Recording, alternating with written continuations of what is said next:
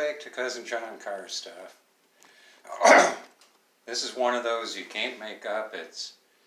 It's unbelievable. So here's what happened. A gentleman bought a truck which was at the factory being built. The gentleman was instructed by the dealer to in fact get a loan and pay for the truck prior to it being in the dealer's inventory and delivered to the customer. So this raises many issues, one being that the gentleman bought the vehicle, signed all the papers, purchase order, everything on April 30th. And the first installment was due June 14th. There was no truck. And he's informed there's been delays, The dealer cuts a check for the customer's first truck payment. Meantime, I presume his credit union does require insurance on the vehicle. So he's paying for insurance on a vehicle that he doesn't have, that doesn't exist. The credit union is giving out a loan on a VIN. Is all they've got is a VIN. And it gets even worse. Or better, as your perspective may be. So then, it was all because there was a factory hold due to a chip shortage or something or another. And it's just mind-blowing that now the customer has been told he was given a truck in a lower trim level to drive as a loaner until his comes in. Now, first off, the dealer reports to the manufacturer that they sold a vehicle that they don't have, which is still at the factory. It just, ay. So, to continue on this, what I see is that had the customer not, or decided not to make payments until he has the truck, imagine the credit union putting out an order of repo, and the repo company shows up with the sheriff at the factory. Look at the chaos that would cause. That would just be, what in the world is going on? So, in Texas, all the paperwork's filled out. Everything's all completed, financing, everything. And in Texas, you have a certain number of days to process the paperwork for title. Now, there's a penalty if you don't process this information for title in a timely manner. Until the dealer gets and does the state inspection on it, the dealer can't, in fact, process the title work. So that's to be paid by the dealer. The insurance that the customer is paying for should be reimbursed by the dealer. Now, the dealer is saying between June 28th and July 4th, the truck will be on the lot. Yay! Can we believe that? Not necessarily. Along with the fact that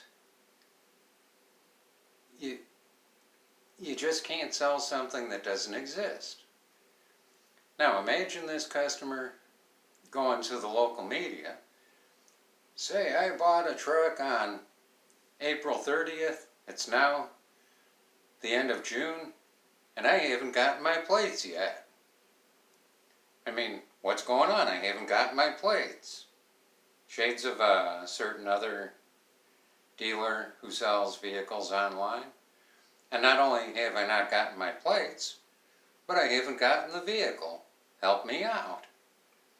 Which I think would be the right thing to do is the dealer, in my opinion, should take and negate the deal completely 100%.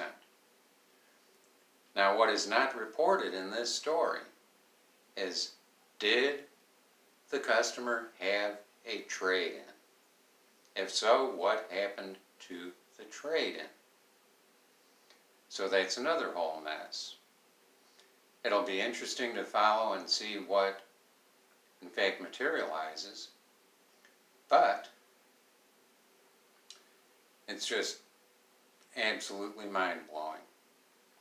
I've been in Texas consumer side of transactions over 45 years, and I just haven't heard of anything this wild. The closest I can come is a dealer sold me a used car. I wrote a check, I own the car, and got my temporary paper. That expired, got a second temporary paper. That expired. Dealer tried to put a metal plate on the car, and the dealer can only put metal plates on cars that are in their inventory. This one I own. Eventually the dealer undid the deal. Gave the car back, got a check for my purchase price plus all taxes, etc. Now this is quite a number of years ago on that. But I would strongly urge this individual go to the media, publicize it, make it known. Is this the beginning of a new practice that dealers are going to start? Now this story broke on YAA, Your Auto Advocate, father and son Ray, the father who's been in the car business over 40 years and retired, and now doing the channel with his son Zach. And you can hop over there and find out more specifics. But I'm covering myself here by not saying where the dealer is or anything else. You can find out more from them. It's just bizarre. Now I know what this individual could do if this individual wanted me to help. Now, I'm not an attorney. I just have vast knowledge of car deals in Texas and avenues this person could pursue, the media being one, which if it was me, I wouldn't hesitate in a moment. I'd send an email to the major stations in my market here. If it was me and I'm in the Dallas area, I'd send an email to each of the stations in Dallas. First one to respond gets the story. This is just unbelievable. So enough of that. If you like what you see, please like, share, subscribe. Hop over to YAA, short for Your Auto Advocate. Check in on Ray and Zach. And I sure wish we could have seen a blood pressure monitor, just how much Ray's blood pressure was shooting up as he was talking about this.